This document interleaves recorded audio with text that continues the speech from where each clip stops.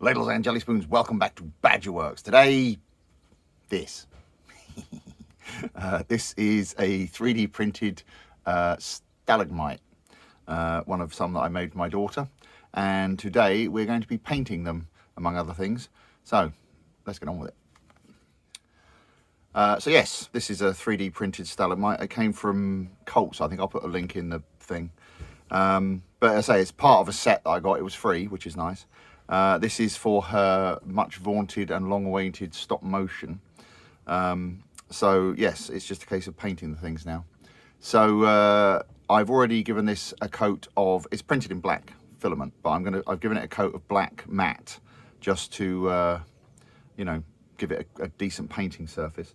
And what I'm going to do now is I'm going to put some grey primer on it and also some white primer to give it some nice highlights before we get started. So let me take it outside and do that. To do that, I'm going to be using our usual fare of high coat grey primer and a quick splits of high coat white primer. Not sponsors, but high coat if you're listening. Anyway, so I will take these outside and give them a spritz, and then we'll see what they look like. Right, so we're going to go for a bit of zenithal highlighting, but to start with, I'm just going to give them a hit with this grey primer.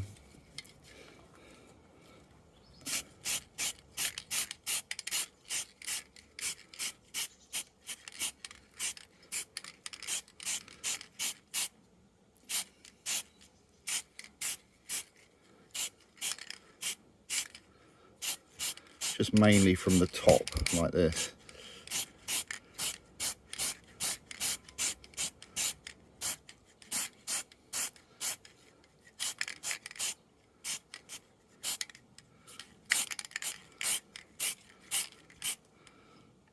Like that. And now we give them another little spritz, but with the white primer.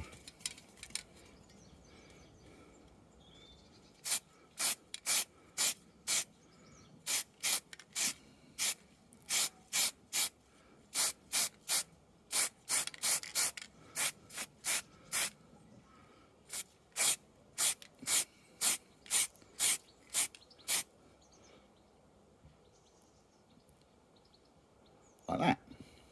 Now we'll let these dry and then we'll take them back in and put some more colours on.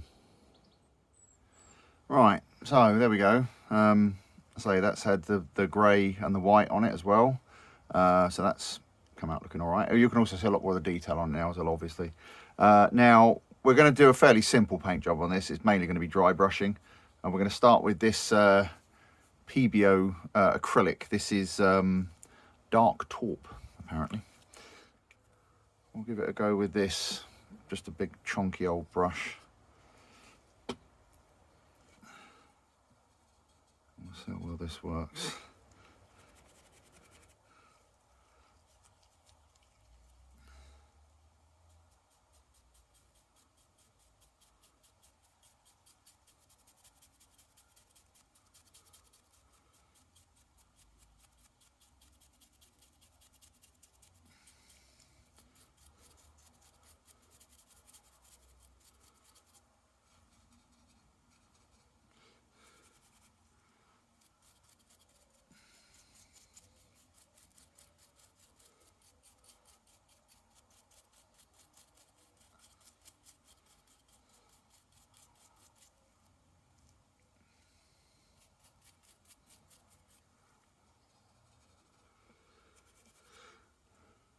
Yeah, as I say, this is for her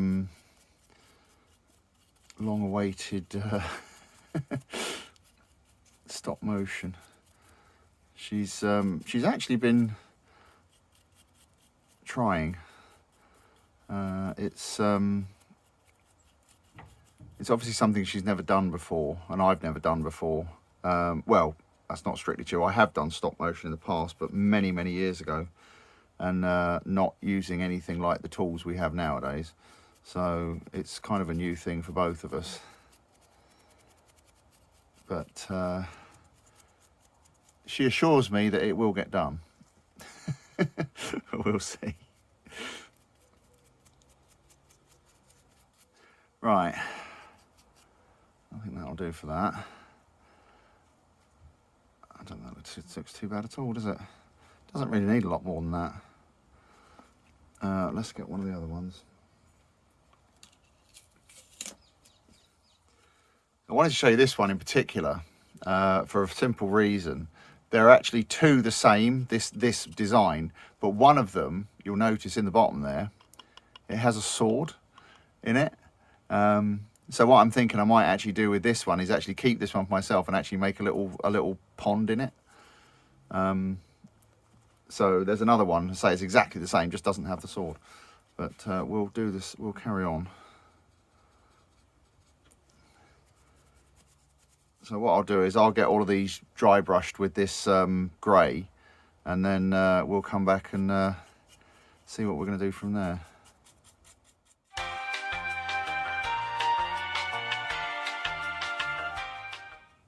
Right, so that's all the first coat of dry brushing done, and you'll notice it may not look like much right now, but it's if you actually look at, say, this one for example, you can see where I didn't do the middle, you can see the difference in colour. What I'm going to do now is I'm going to give all of them a good coat of this clear lacquer, and when that's dry we will think about putting some kind of a wash on them just to kind of pick out some of the details. Right, so that's where we've got to so far. This has had a nice coat of gloss. So what we're going to do now is we're going to make up a wash just to pick out some of the low lights. So I've got a little tin thing here, you know, cake tin. You get these from the pound shop, and I've got some these are Daler Rowney graduate oil, but they're just oil paints. You can use any oil paint, but I've got black and white, titanium white and ivory black. Never heard of ivory black, but there you go. And what we want to do is make a very dark grey. So we're gonna, oh, if I can get the lid off, we're gonna put some black in here. Not that much. We want this fairly thick, so we're going to use quite a lot of this, and then just a little bit of white, about that much. Get off. That should be enough. All right, I'll give that a mix.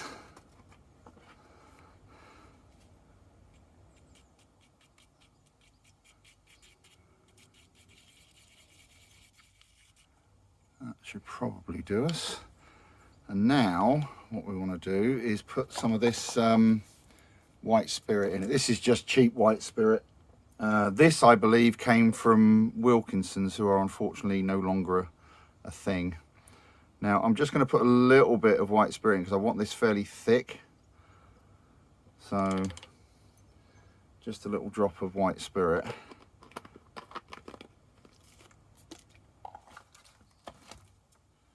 And we'll mix this.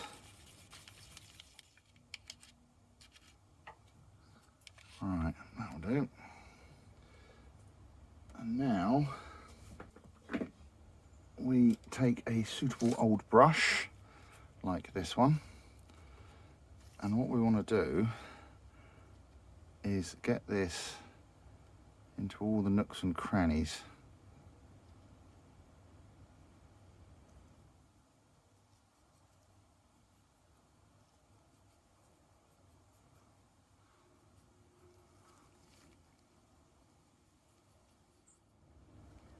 Divots down here as well, although that's going to be, this is more kind of sand than stone at the bottom, so we don't have to worry too much about it. So like that, and then what we'll do is we'll let this dry for a little while. I'll probably hit it with a hairdryer, and then we'll wipe off the excess, and that should give us our shading. Right, now we've got these all done, and I've dried them off a bit with a hairdryer. And now I'm just going to take a piece of kitchen paper and just basically wipe off the excess. So just quite gently, you don't need to go mad with it, but it's just to get rid of the worst of it.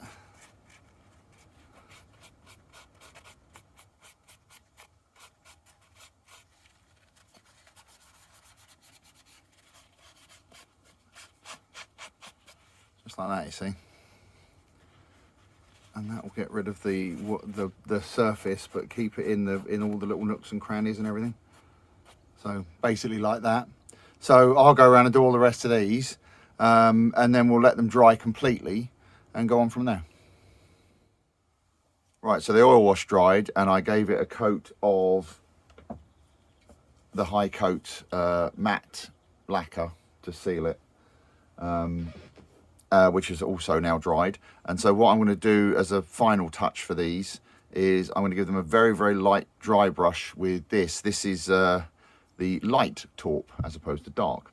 So just a very, very light dry brush with this.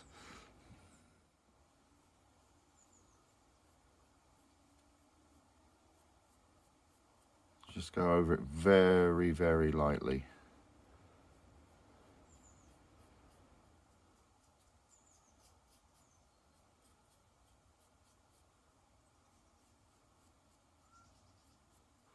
Just to pick out some of the highlights.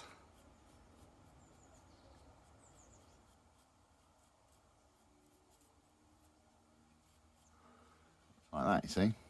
So I will do the rest of these, and then we'll give it another coat of lacquer to seal it all up. And then we're going to do something a little bit different. Right, so this is dried now. So I'm going to paint the sword. And I'm going to start by doing the blade with this Citadel chainmail. Right, let's see how this works. Oh.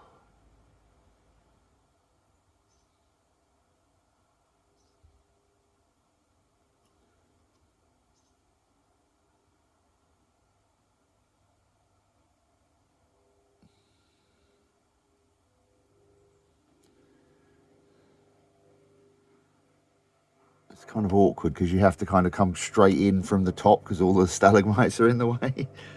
But I think we'll be all right.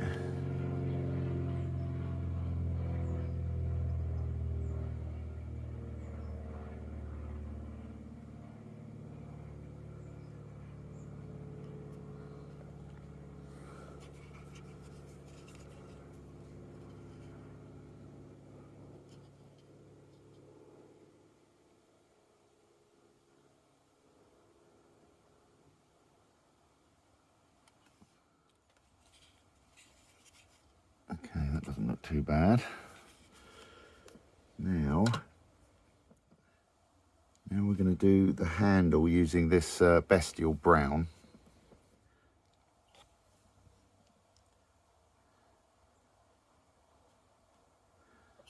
All right, let's see how this works.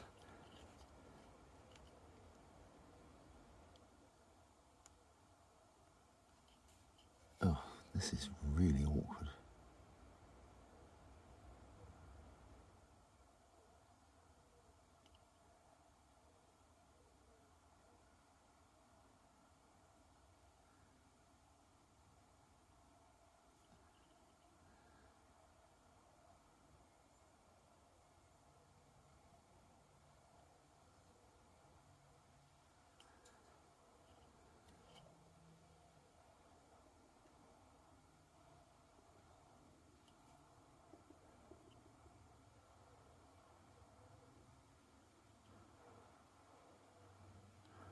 I think that'll do.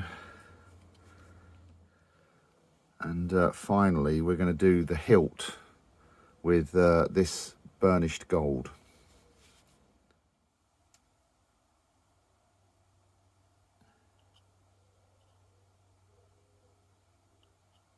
Oh dear, this is the worst bit.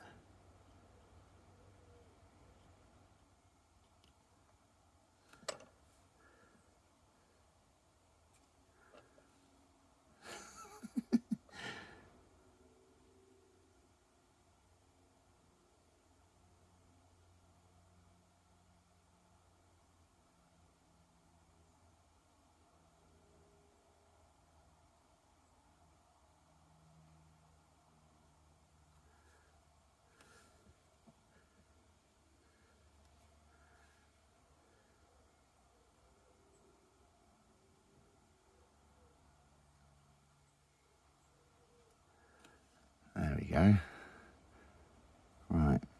let that dry. And then there's something else I want to do with this. But you'll see that in a minute. Right, this has had plenty of time to dry now. So the next thing I want to do is I want to try and turn this into like a rock pool kind of thing. So what I have here is a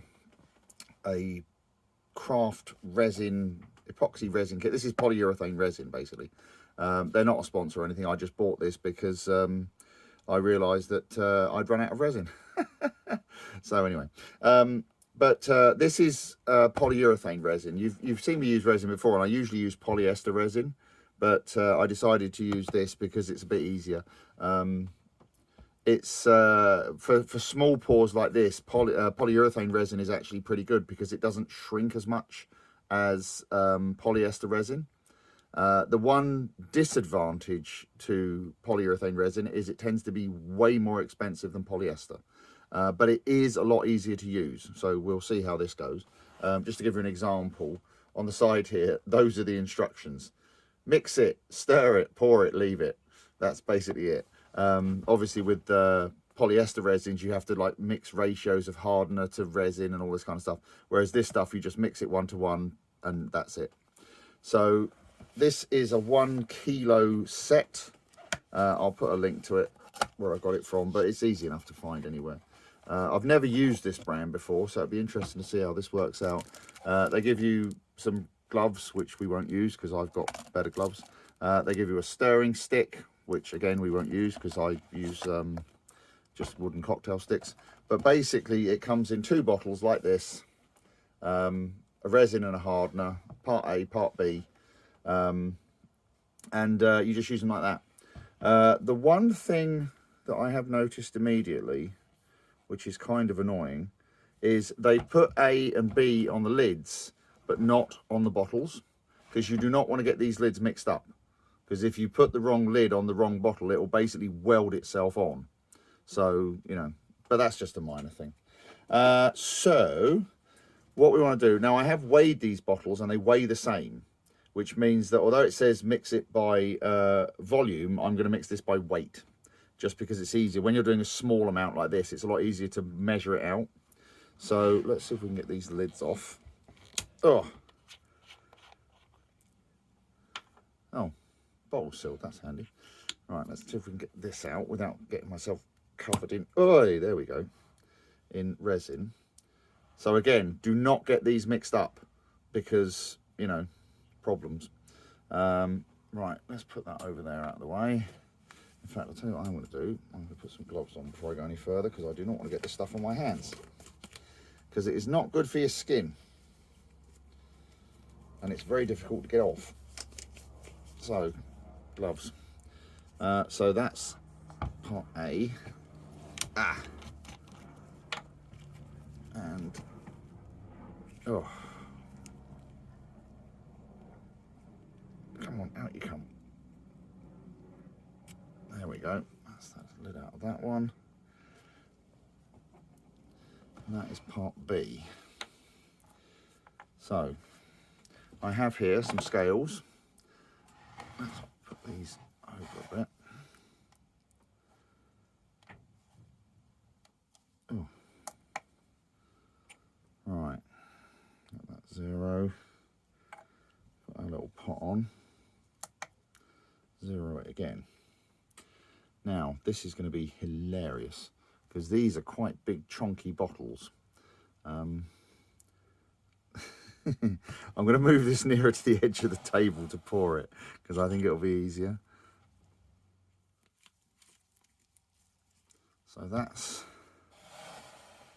10 grams of the hardener, and we will put in another 10 grams of, hang on, let me move that camera a bit so you can see what I'm doing.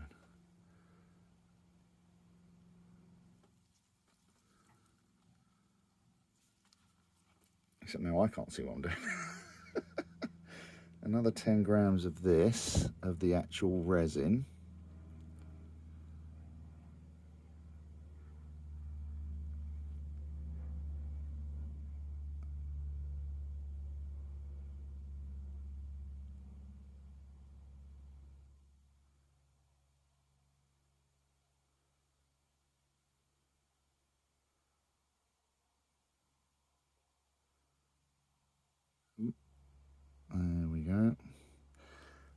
Good. Now, put the lid back on.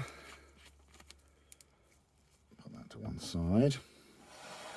So what we want to do now is mix this up. But what I'm also going to do, just for fun, is I have here, some pigment. So I'm going to put a bit of this in because I want to tint the pigment. I don't want to do it too much. I want it just to have a very light blue tint to it, just to make it look a bit more watery. Now, when you're putting pigment into resin, you really do not need a lot. That much is probably way too much, but we'll see. So we'll get this in here and we'll give it a stir.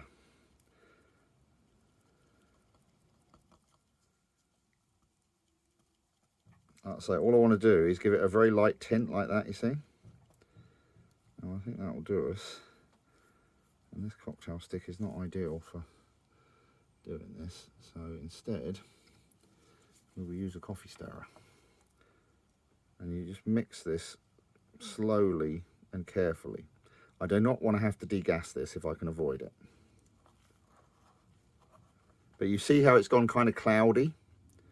So what you want to do is mix this until it goes clear again. It says 5 minutes on the pot, but basically mix it until it goes clear. This apparently has a curing time of 24 hours, so you don't need to rush. And when you mix, make sure you scrape down the sides. You can see what I'm doing here. Scrape across the bottom and make sure you mix it thoroughly, because if there's any little spots of resin in there that don't get mixed, they will never ever cure. It will be wet forever, and that is not what you want. But you see how it's gone clear again? That means it's mixed. But we'll give it a bit more of a mix. We'll mix it for a few minutes. Right, now that's all nicely mixed up. There are a few bubbles in it, but I don't think I'm going to bother degassing it. I'm not really that fussed if there's some bubbles in it. So what we're going to do now is pour this in here.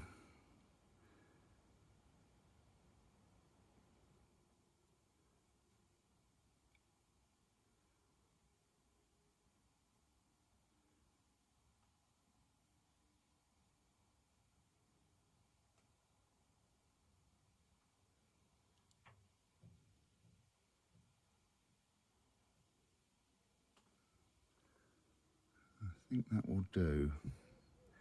Now there's a little bit of resin left in there, so we don't waste it. It's always a good idea to have another mould handy, like this one, and then any resin you've got left over, you can just pour into these and you don't waste it.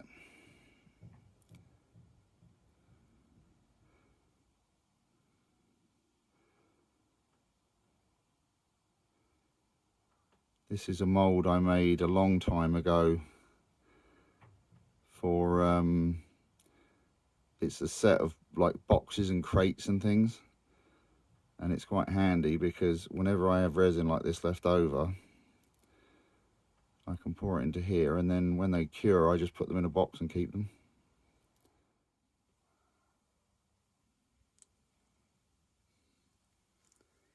All right. That to one side. And now this appears to have self-leveled quite nicely. So what we can do now is basically put something over this so it doesn't get any dust in it, leave it to dry, and see what it looks like. So, see you tomorrow.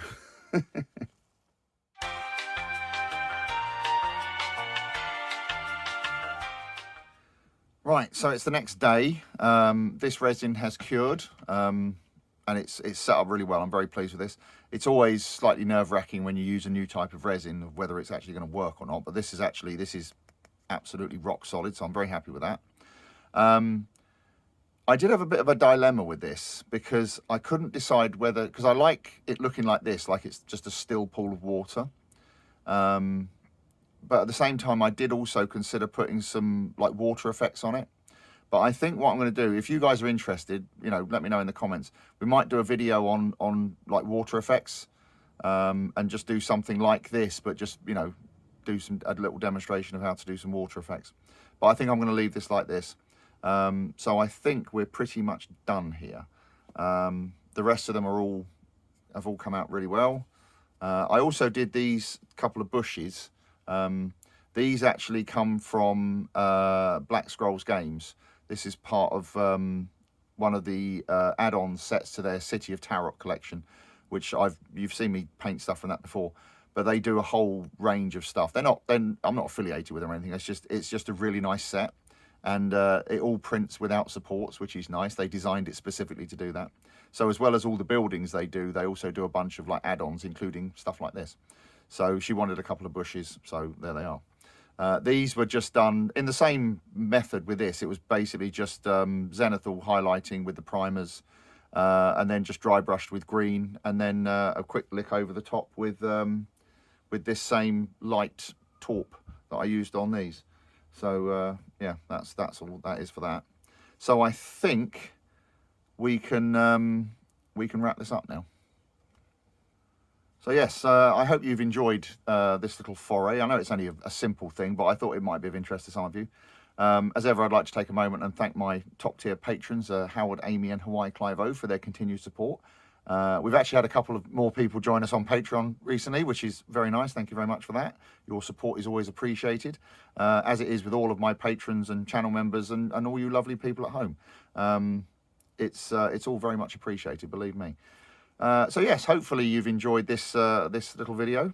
And like I say, if you want to see more on like water effects and stuff like that, then, you know, do put it in the comments and we'll see what we can come up with. But until then, we shall go and show these to my daughter, and no doubt she'll be, you know, mildly content, as she always is. And we will see you on the next video.